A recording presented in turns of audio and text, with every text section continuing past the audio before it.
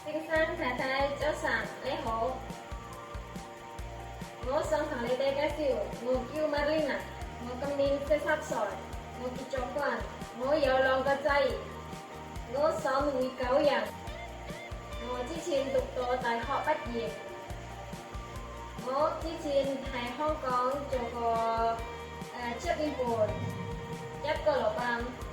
我工作係洗衫、燙衫、煮飯、傳送同埋清潔屋企。我都識照顧小朋友嘅，照顧 BB 同埋照顧老人家。我唔食豬肉，但係我可以煮豬肉。我都唔驚教。先生太太，請你哋跟我會勤力做嘢，落實聽你哋話，同埋唔會令到你哋失望。先生太太，唔該晒，拜拜，再見。